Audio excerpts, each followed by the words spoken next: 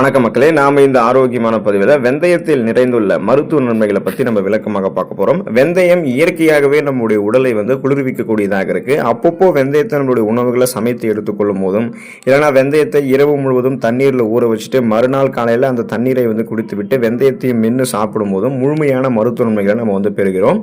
So வெந்தயத்தில் இருந்திருக்கக்கூடிய என்னென்ன ஊட்டச்சத்துக்கள் என்னென்ன மருத்துவ நன்மைகளை கொடுக்குது அப்படின்றத நம்ம விரிவாக பார்க்க போகிறோம். அதை பற்றி பார்க்கறதுக்கு முன்னாடி இந்த வீடியோவுக்கு மட்டும் ஒரு லைக் கொடுத்துட்டு இந்த தகவலை உங்களுக்கு தெரிஞ்சவங்களுக்கும் ஷேர் பண்ணிடுங்க. ஏன்னா அது அவங்களுக்கும் பயனுள்ளதாக இருக்கக்கூடிய ஒரு ஆரோக்கியமான பதிவு தான்.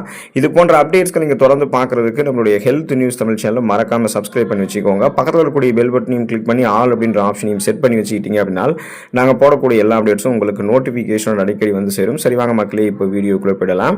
நம்மளுடைய ரத்தத்தில் இருக்கக்கூடிய சர்க்கரையினுடைய அளவை கட்டுப்படுத்திக் கொள்வதற்கு நம்ம வெந்தயத்தை எடுத்துக்கொள்ளலாங்க. ஒருவேளை உங்களுக்கு பிளட்ல சுகரோடைய அளவு ரொம்ப அதிகமாக இருக்கு அப்படின்னா நீங்க அதை கண்ட்ரோல் பண்ணிக்கிறதுக்கு நிறைய மருந்துகள் எடுத்துட்டு இருக்கீங்க, உணவுப் பொருட்கள் எடுத்துட்டு இருக்கீங்க அப்படின்னா நீங்க நார் சத்து நிறைந்திருக்கக்கூடிய உணவுகளை தான் எடுத்துக்கணும். ஏன்னா நீங்க சாப்பிடக்கூடிய உணவுகளில் கார்போஹைட்ரேட் இருக்கக்கூடாது.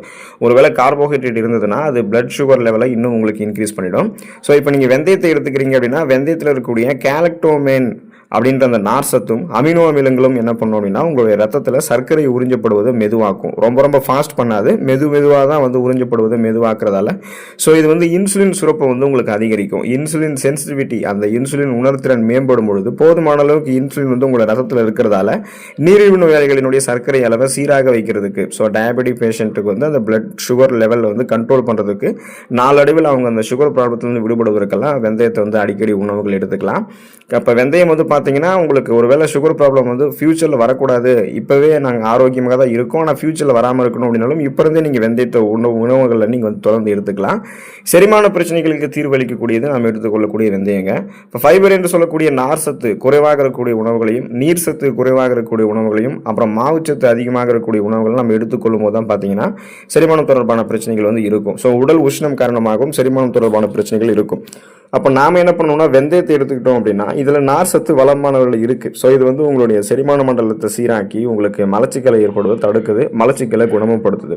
அதே சமயம் அமிலத்தன்மை, இந்த அசிடிட்டி மற்றும் நெஞ்செரிச்சல் இருக்கிறவங்கலாம் தண்ணீரில் ஊற வைத்த வெந்தயத்தை சாப்பிட்றது நல்ல பலன் அளிக்கும். ஸோ அது என்ன பண்ணணும் அப்படின்னா அந்த உணவு குழாய்களில் ஏற்படக்கூடிய அமிலத்தன்மை நெஞ்செரிச்சலை சரி பண்ணிட்டு நம்ம சாப்பிடக்கூடிய உணவுகளை நம்மளுடைய செரிமான மண்டலம் வரைக்குமே கொண்டு போயிடும். இப்போ செரிமான மண்டலத்துக்கு உணவுகள் போனதுக்கப்புறம் அந்த உணவு மூலக்கூறுகளை உடைத்து செரிமானத்தை எளிமையாக மாற்றுறதுக்கு நாம எடுத்துக்கொள்ளக்கூடிய வெந்தயத்தில் நார் சத்து இருக்கு. ஸோ அது உதவிகரமாக இருக்கும். அப்போ உணவுகள் செரிக்க ஆரம்பிக்கும் போது உணவுகள் செரிக்கப்பட்டதுக்கு அப்புறம் அந்த ஊட்டச்சத்துக்கள் உறிஞ்சப்பட்டதுக்கு அப்புறம் மீதம் இருக்கக்கூடிய கழிவுகள் நம்மளுடைய குடல்கள் வழியாகவே வெளியேற்றப்பட்டுவிடும்.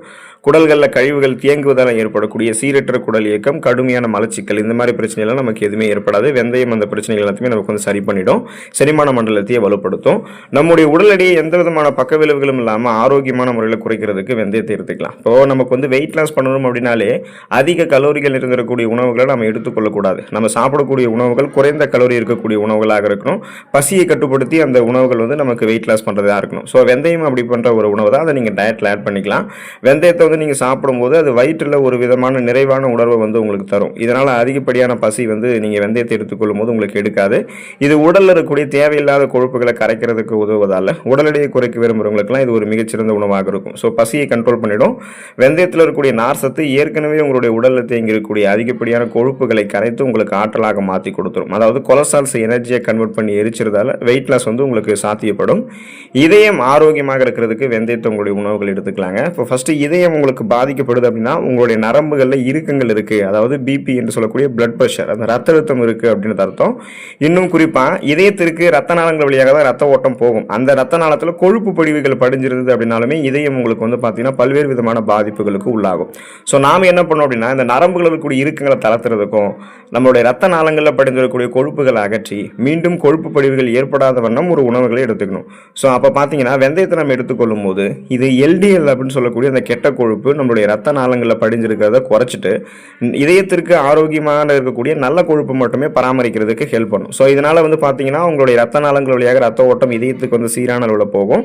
அதே போல் நம்ம எடுத்துக்கொள்ளக்கூடிய வெந்தயத்தில் பொட்டாசியம் சத்து இருக்கிறதால இது நரம்புகள் இருக்கக்கூடிய இறுக்கங்களை தளர்த்தி நரம்புகள் வழியாக ரத்த ஓட்டம் ஓட்டத்தை உடல் உறுப்புகள் எங்கும் பாய்ச்சும் போது நீங்கள் சுறுசுறுப்பாக இருப்பீங்க. அந்த ரத்த அழுத்தமும் உங்களுக்கு வந்து கண்ட்ரோல் ஆகிடும். ஸோ அதனால் பார்த்தீங்கன்னா மாரடைப்பு, பக்கவாதம், இதய தமனிகளில் வீக்கம் ஏற்படுதல், இதய தசைகள் வலுவிழந்து போகுதல் போன்ற எந்த பக்க விளைவுகளுமே உங்களுக்கு வந்து ஏற்படாது. கூந்தல் ஆரோக்கியம் மேம்படுவதற்கு நீங்கள் வெந்தயத்தை வந்து பயன்படுத்தலாங்க. உங்களுக்கு இந்த தலைமுடி உதிர்தல், பொடுகு தொல்லை இதெல்லாம் இருக்குது அப்படின்னா அதுக்கெல்லாம் வெந்தயம் வந்து ஒரு மிகச்சிறந்த தீர்வாக இருக்குது. வெந்தயத்தை ஊற வைத்து அரைத்து தலையில் தேய்த்து நீங்கள் குளிப்பதன் மூலமாக முடி உங்களுக்கு மென்மையாகவும் பளபளப்பாகவும் மாற ஆரம்பிக்கும். ஸோ தொடர்ந்து பார்த்தீங்கன்னா அந்த முடியினுடைய வேர்க்கால்கள் வரைக்குமே முடியை பலப்படுத்தி பேன் பொடுகு தொல்லையிலிருந்து நீங்கள் விடுபடுவதற்கும் அடர்த்தியாக வளரக்கூடிய கருகருவென்று வளரக்கூடிய கூந்தல் அமைப்பை பெறுவதற்குமே நீங்கள் வெந்தயத்தை வந்து பயன்படுத்தலாங்க. இப்போ ஊட்டச்சத்து குறைபாடால் வெந்தயம் வந்து உங்களுக்கு நிறைய அந்த ஊட்டச்சத்து குறைபாடை நீக்கி முடிக்கு வேண்டிய ஊட்டச்சத்து கொடுக்கும். ஸோ அதனால் வந்து முடி வந்து அடர்த்தியாக வளரக்கூடியதாக உங்களுக்கு மாறிடும். போஷாக்கு கொண்ட முடி வந்து உங்களுக்கு வந்து கிடைக்கும். அதை நீங்கள் உணவுகளில் வெந்தயத்தை எடுத்துக்கிட்டாலுமே கிடைக்கும். இல்லை வெந்தயத்தை வந்து ஊற வைத்து அரைத்து தலையில் தேய்ச்சி குளிக்கிறதன் மூலமாகவும் முடி உங்களுக்கு மென்மையாகவும் பளபளப்பாகவும் மாறும். சரும பராமரிப்பு சிறப்பாக இருக்கிறதுக்கெல்லாம் நீங்கள் வெந்தயத்தை எடுத்துக்கலாம். ஸோ வெந்தயத்தில் இருக்கக்கூடிய ஆன்டி ஆக்சிடென்ட்கள் சருமத்தில் ஏற்படக்கூடிய சுருக்கங்களை தடுத்து இளமையை நமக்கு தக்க வைக்குது. இது முகப்பொருட்கள் மற்றும் சருமத்தில் ஏற்படக்கூடிய தழும்புகளை குணப்படுத்தக்கூடிய ஆற்றலும் கொண்டு இருக்கு. இப்போ ஒருவேளை உங்களுக்கு அந்த டெட் செல்ஸ், இறந்த செல்கள்லாம் உங்களுடைய சருமத்தில் இருக்குது அப்படின்னா அதை ரிமூவ் பண்ணுறதுக்கு தான் ஆன்டி ஆக்சிடென்ட்கள் வேணும். அந்த ஆன்டி ஆக்சிடென்ட்கள் எல்லாமே வெந்தயத்தில் இருக்குது.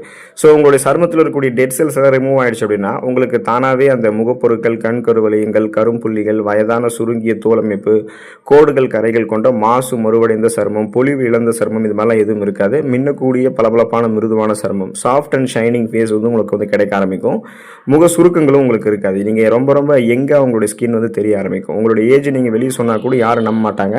அந்த அளவுக்கு நீங்கள் உங்களுடைய சருமத்தை பராமரித்துக் கொள்ளலாம், எங்காக தெரியலாம். ஸோ அதுக்கெல்லாம் நீங்கள் வந்து தொடர்ந்து வெந்தயத்தை உங்களுடைய உணவுகள் எடுத்துக்கணும்.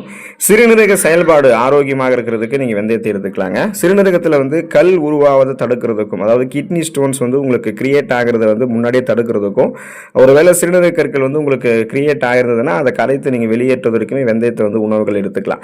சிறுநீரகத்தினுடைய செயல்பாட்டை வந்து மேம்படுத்துறதுக்கு வெந்தயம் ஹெல்ப் பண்ணும். ஏன்னா அதிகரித்து இருக்கக்கூடிய உடல் சூட்டை வந்து சமநிலைப்படுத்தி சிறுநீரகத்தை வந்து பார்த்தீங்கன்னா பேலன்ஸ்டாக செயல்பட வச்சு நம்முடைய உடலில் இருக்கக்கூடிய கழிவுகளை சிறுநீர் வழியாக வெந்தயம் வெளியேற்றிடும். ஸோ இது நச்சுக்களை வந்து அந்த சிறுநீர் வழியாக வெளியேற்றணும் அப்படின்னா கிட்னி ஸ்டோன்ஸு, கிட்னியில் இன்ஃபெக்ஷன்ஸு, கிட்னி ஃபெயிலியர் எதுவும் ஆயிடக்கூடாது. ஸோ அது மாதிரி பராமரிக்கிறதுக்கு அந்த கழிவு நீக்க மண்டல வேலைகளையே முறையாக சிறப்பாக பராமரிக்கிறதுக்கெல்லாம் வெந்தயம் சிறப்பாக செயல்படுறதால சிறுநீரகத்தினுடைய செயல்பாடு நம்ம வெந்தயத்தை எடுத்துக்கொள்ளும் போது ஆரோக்கியமாக தாங்க இருக்கும். கல்லீரல் ஆரோக்கியமாக இருக்கிறதுக்கெல்லாம் நம்ம வெந்தயத்தை எடுத்துக்கலாம். வெந்தயம் வந்து கல்லீரலில் இருக்கக்கூடிய நச்சுக்களை வெளியேற்றுவதற்கு, அதாவது டீடாக்சிஃபை பண்ணுறதுக்கு வந்து ஹெல்ப் பண்ணும். இப்போ கல்லீரல் வந்து எதனால் நச்சு கழிவுகளாலையும் வீக்கங்களாலையும் பாதிக்கப்படும் கேட்டிங்கன்னா அதிக அளவு மது அருந்தக்கூடிய பழக்கம் உங்களுக்கு வந்து இருக்கும் பொழுது, மாவுச்சத்து அதிகமாக இருக்கக்கூடிய உணவுகளை நீங்கள் எடுத்துக்கொள்ளும் போது, நான்வெஜ் ஃபுட்ஸ் இருக்குது பார்த்தீங்களா, அந்த அசைவ உணவுகள்லாம் தொடர்ந்து தினமும் அதிக அளவுக்கு அதிகமாக நீங்கள் எடுத்துக்கொள்ளும் போதெல்லாம் இந்த மாதிரி தவறான உணவு பழக்க முறைகளால் பார்த்தீங்கன்னா கல்லீரல் வந்து பாதிக்கப்படும், கல்லீரலுடைய செல்கள் அழிக்கப்படும், கல்லீரலில் வந்து வீக்கம் ஏற்படும், கொழுப்பு படிவுகள் உருவாகும், நச்சு கழிவுகளும் இருக்கும். ஸோ இது எல்லாமே உங்களுடைய கல்லீரல் செயல்பாட்டை வந்து பார்த்தீங்கன்னா அந்த ஆரோக்கியத்தை கெடுத்துரும். கல்லீரல் அழற்சி நோய் ஏற்படுத்தும், கல்லீரல் சிரோசிஸ் போன்ற நோய்கள்லாம் உங்களுக்கு வரும். ஸோ இதுலேருந்து நீங்கள் விடுபடணும்னா அந்த நச்சு கிருமிகளை வெளியேற்றுறதுக்கு வெந்தயத்தை எடுத்துக்கலாம். அந்த மது இருந்தக்கூடிய பழக்கமெல்லாம் விட்டுட்டு நான்வெஜ் ஃபுட்ஸ் எல்லாம் வந்து அதிகமாக சாப்பிட்றத விட்டுட்டு அளவாக வாரத்தில் ஒரு தடவை எடுத்துக்கணும். நார் சத்து இருந்திருக்கக்கூடிய உணவுகளை எடுத்துக்கிட்டோம்னா கல்லீரலுடைய செல்கள் மீண்டும் மீண்டும் புதுப்பிக்கப்பட்டு கல்லீரல் ஒரு ஆரோக்கியமான உறுப்பாக மாறும். ஸோ அதுக்கு வெந்தயத்தை நம்ம வந்து எடுத்துக்கொள்ளலாம். ஸோ வெந்தயம் வந்து தொடர்ந்து உங்களுடைய உணவுகள் எடுத்துட்டீங்கன்னா இது ஒரு மிகச்சிறந்த குளிர்ச்சி தரக்கூடிய பொருளாக இருக்கும். கோடை காலத்திலுமே உங்களை பாதுகாக்கும். உடலில் எந்த பிரச்சனையும் ஏற்படாமல் உங்களை ஆரோக்கியமாக வைத்திருக்கிறதுக்கு வெந்தயம் துணை புரியும். தொடர்ந்து வெந்தயத்தை எடுத்துக்கொண்டு நிறைய ஊட்டச்சத்துக்களை பெற்று மருத்துவ நன்மைகளை பெறக்கூடிய வாய்ப்பை பெறுங்க. அடுத்த ஆரோக்கியமான பதிவில் மறக்காமல் சந்திப்போம். உடல் நலத்தை பாதுகாத்துக் கொள்ளுங்கள். நன்றி மக்களே.